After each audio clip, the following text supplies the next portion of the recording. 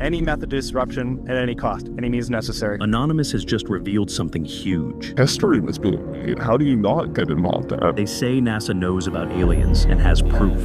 Unauthorized and or unidentified aircraft or objects in military-controlled training areas and training ranges and other designated airspace. They claim to have hacked NASA and found documents showing contact with intelligent aliens. On the government's research and who saw some of this stuff might be ready to talk. And I know people who did, and I'll give you the names, and if you ever see them, tell them you know me, and they'll tell you the whole story. A 20-minute segment that we've been able to get a hold of that you can hear them running through the forest. Even though NASA denies it, Anonymous stands by their evidence. What if the truth is scarier than we think? Let's uncover the alien secrets that are about to come out. Hacked into sensitive documents online. Anonymous claims NASA knows of alien existence. Anonymous is known for standing up for underrepresented people and social justice. They've grown from a small group into a powerful force, with some members treating it like a full-time job, constantly sharing information. While they usually leak political issues lately, they've been exposing what happens behind the scenes at NASA. These new leaks allege that hacked files and declassified information show clear evidence that NASA has made contact with advanced life forms, even though NASA denies it. The government and various space agencies also deny finding any evidence of advanced aliens. Yet, Anonymous is sticking to their story. They believe humanity is on the verge of discovering alien life, a historic moment, thanks to several ongoing space missions to find such evidence. But this isn't the worst part. Another member said they have documents that back up the group's previous claims. These documents, supposedly from sources with top security clearances, detail interactions between unidentified objects and military bases. Anonymous suggests that the US government is silent about this because they can't control or counter these phenomena. The objects reportedly have abilities far beyond our current military technology, including incredible speeds and maneuvers that outpace our fastest jets. Anonymous points out that NASA has known about these strange sightings for a long time, but the information has often been suppressed. People in the US government say that conversations about these topics are frequently shut down. Military experts, airline pilots, and even some members of Congress have tried to share what they've seen. Objects that seem like threats not because they're aggressive, but because they have superior capabilities.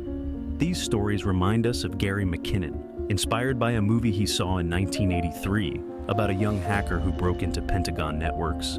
McKinnon eventually hacked into US computer systems between February 2001 and March 2002. He claims he found evidence of advanced flying machines and aliens. McKinnon found 2 Excel sheets. One listed material transfers between unidentified ships, and the other had names and ranks of people not publicly known.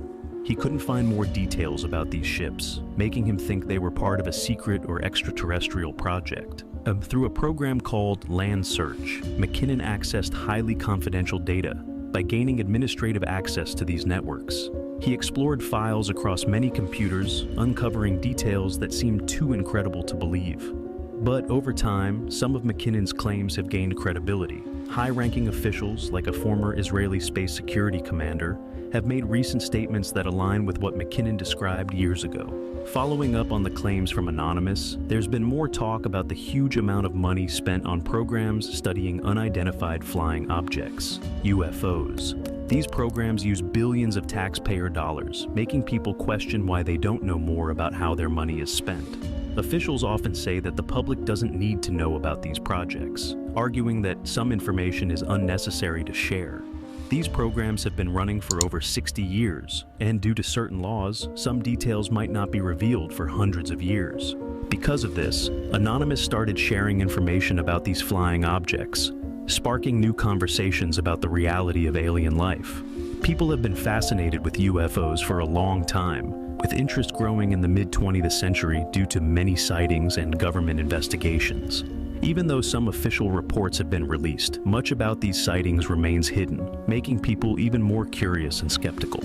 Anonymous wants to share this information for a few reasons. First, they aim to promote transparency and challenge the secrecy that surrounds government dealings with UFOs. By sharing what they know, they hope to clear up a topic that has been clouded by official denials and secretive actions. U.S. agencies in particular have been accused of hiding information about such encounters. Anonymous's efforts push these agencies to be more open and accountable. Another reason for Anonymous's actions is to address the public's ongoing interest in UFOs. Many people are fascinated by the idea of life beyond Earth and what it could mean for us. By bringing these topics into the open, Anonymous is trying to expose hidden truths and fight misinformation. Governments around the world often dismiss or downplay the importance of UFO sightings, leading to public speculation and distrust. By releasing information related to UFOs, Anonymous challenges this secrecy and encourages governments to be more transparent about what they know. They believe the public has a right to understand and think about the implications of these mysterious sightings for all of humanity. These revelations have significant effects on public knowledge, government openness, and how society views otherworldly events. By making UFO information public, Anonymous not only raises awareness, but also promotes a more informed debate. They bring in new data and perspectives, encouraging people to think about the possibility of advanced life forms and their potential impact on humanity.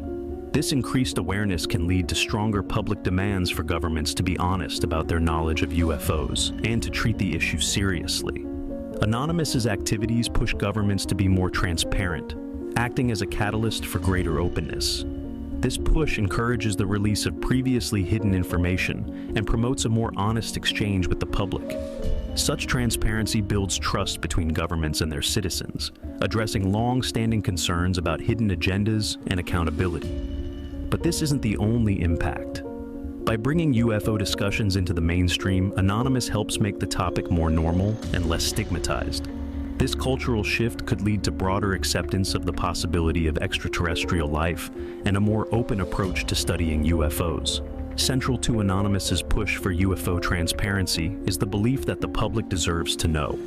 This belief supports their wider mission to increase transparency and accountability. They argue that in a democratic society, the government must be accountable to its people, which includes being honest about all information that doesn't directly threaten national security. Keeping UFO information secret, they say, goes against democratic values. Citizens have a right to be informed about issues that could deeply affect humanity. Openness about UFOs would lead to a more informed public discussion, allowing people to engage in meaningful conversations about the implications of advanced life and how to respond to such discoveries. But this isn't the worst part. Full disclosure of UFO data would greatly advance scientific research and understanding. Releasing details about UFO sightings and encounters would allow global scientific collaboration in studying these events, which are often kept in classified government files, out of reach for researchers. Transparency would make this information available to everyone, letting experts from different fields analyze and interpret the data, potentially leading to groundbreaking discoveries in propulsion, energy, and materials science. Anonymous also stresses that UFO transparency is important for global security. While governments look into UFOs mainly to see if they pose national security threats, keeping this information secret prevents a full global understanding of these potential threats. They advocate for international cooperation in monitoring and evaluating UFOs, as working together is more likely to identify and deal with any risks involved. But there's more. Secrecy often leads to speculation and misinformation, creating unnecessary fear and panic. By being open about what is known and unknown, governments can provide accurate information that helps keep the public calm and prepared without causing unnecessary alarm. Trust is key in the relationship between governments and their citizens. Anonymous believes that transparency about UFOs would greatly improve this trust. Historically, government secrecy regarding UFO sightings and investigations has led to widespread distrust. High-profile cases have fueled suspicions, and many researchers believe the government not only knows about unidentified objects, but also actively prevents the public from learning about them. By sharing information openly, governments can address this historical distrust and show a commitment to honesty and transparency. When citizens trust that their government is open and truthful, they are more likely to participate in civic activities and support public policies. UFO transparency could symbolize a government's commitment to openness, potentially leading to increased civic engagement and a stronger democratic society. The story shifts from hidden skies to streets filled with cries for justice. Cyber attacks in Minneapolis. The Minneapolis Police Department faced severe criticism after the tragic death of George Floyd. This incident sparked protests and anger across the nation. Unfortunately, this is just one in a long line of serious mistakes by law enforcement in your state. The activist group Anonymous, which had been less active in recent years, came back strongly in 2020 to support the protests after Floyd's death. On May 28th, they released a video announcing plans to retaliate against the local police. Soon after, the websites of both the Minneapolis police and the city were disrupted. People are losing patience with the ongoing misconduct and brutality from an institution that is supposed to protect them. After many years of trouble, more and more people see police officers as enforcers of a corrupt elite rather than protectors of the public. Anonymous highlighted this feeling by releasing hundreds of emails and passwords. Even though these were from older security breaches, they drew attention, especially from hip-hop fans who supported the cause, creating an unexpected group of supporters. The group openly expressed their distrust in the police department's ability to deliver justice. They promised to reveal the department's many wrongdoings to the world. This fits with their larger goal of promoting transparency and accountability, something they also did during the Arab Spring. During these uprisings, Anonymous was involved in several operations supporting protests across the Middle East, including important actions in Egypt and Syria. In Syria, they posted a message on the Defense Ministry's website supporting the civilian protests. Their role was particularly important in Tunisia during the 2010 to 2011 revolution. Anonymous not only took down government websites, but also provided tools to help protesters stay anonymous and share videos of the uprising.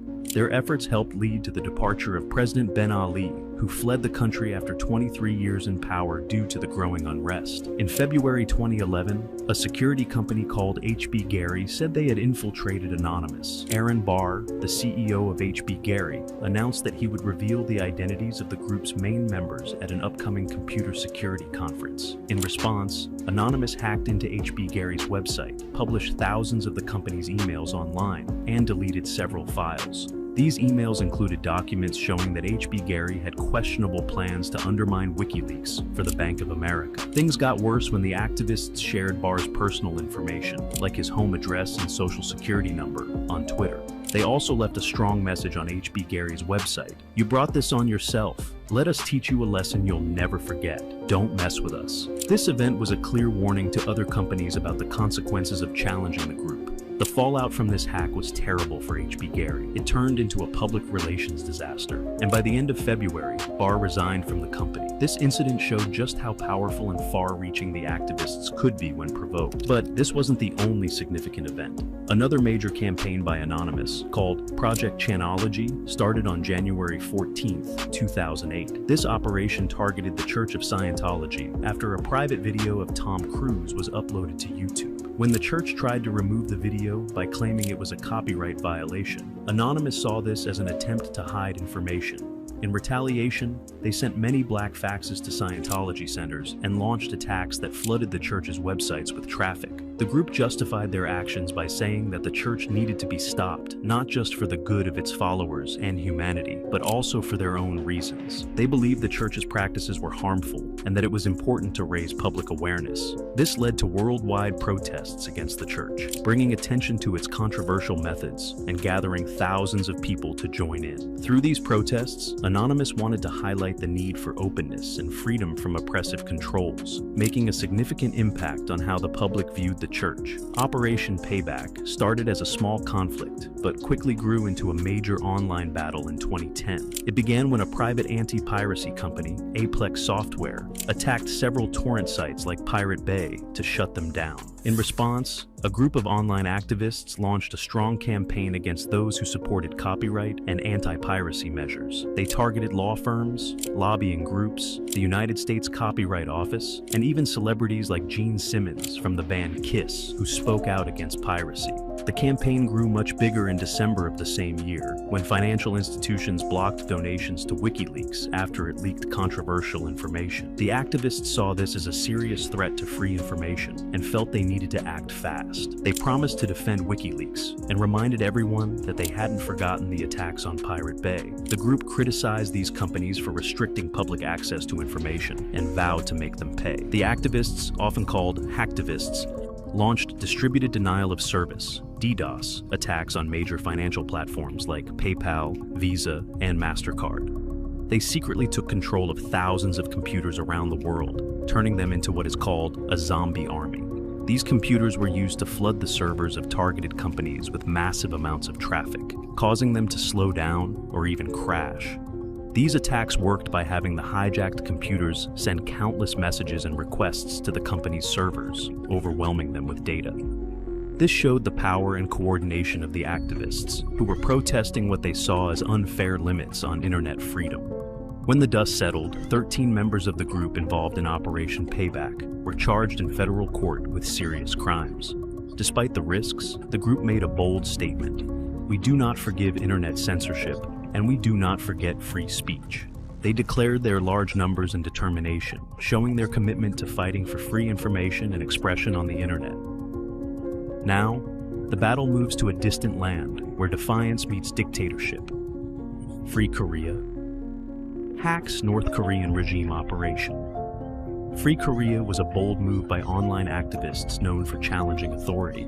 In April 2013, they hacked North Korea's state-controlled website, Uriminzakuri, and accessed 15,000 records. Their actions were a clear message against North Korea's regime, demanding significant changes like Kim Jong-un's resignation, the establishment of democracy, stopping nuclear projects, and giving citizens uncensored internet access. This campaign was part of a bigger cyber conflict between North and South Korea.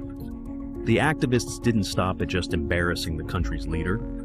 They also hacked North Korea's Flickr account, posting an image of Kim Jong-un with a pig snout and a Mickey Mouse tattoo. They claimed to have obtained secret military documents, though they never released them, leaving everyone wondering what their next move would be.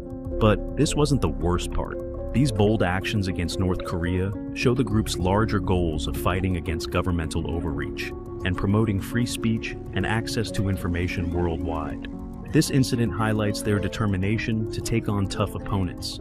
Another major event was Operation Mega Upload in January 2012. The U.S. Department of Justice shut down Mega Upload, one of the world's largest file-sharing services, citing copyright infringement. They arrested 4 key employees. In retaliation, the activists attacked the websites of the FBI, the Justice Department, and Universal Music with distributed denial of service, DDoS, attacks. This was a coordinated effort to protest what they saw as a huge overreach by the government into digital rights and free speech. Shutting down Mega Upload was seen not just as cracking down on copyright violations, but as an attack on internet freedom. In response, they targeted government agencies and major entertainment companies like Universal Music Group, the MPAA, RIAA, and Warner Brothers Music. The group said these attacks were in defense of internet independence and free speech. They believe the internet should be free from excessive government control. Their actions emphasize that the internet is a global space that should not be limited by restrictive national laws that block the free flow of information and culture. In March 2011, a website called Bank of America Sucks released some internal emails that were supposedly leaked by a former employee. These emails showed that Balboa Insurance, once owned by Bank of America, was involved in some shady practices. The emails revealed that they were unfairly raising insurance premiums and manipulating important loan statistics, which led to wrongful foreclosures. This wasn't too surprising, considering the bank's history with loans. The Westboro Baptist Church in Kansas is known for its extreme views, especially against various groups based on sexual orientation, religion, and more. They've even protested at funerals, spreading hateful messages. In December 2012, after announcing plans to protest at the funerals of the Sandy Hook shooting victims, they caught the attention of the hacktivist group Anonymous. In response, Anonymous hacked into the social media accounts of church members, launched a denial of service attack on the church's website, and exposed personal information about its members. Anonymous has been active in digital activism in other significant ways too. They hacked government websites in Uganda to protest against harsh anti-LGBT laws and exposed 1,500 usernames linked to dark web activities under Operation Darknet. In another instance, they disrupted the radio broadcasts of Hal Turner, causing substantial financial losses through increased bandwidth fees from repeated cyber attacks. One of the biggest incidents involved Sony in what was seen as a huge security failure. hackers managed to access the personal information of up to 77 million PlayStation Network users worldwide. This attack was linked to a conflict between Sony and a famous hacker, George Hotz, who had previously found security weaknesses in Sony's PlayStation 3. Although Anonymous initially denied causing the PlayStation Network outage, they admitted that some of their members might have targeted Sony independently during that time, highlighting the group's decentralized and unpredictable nature.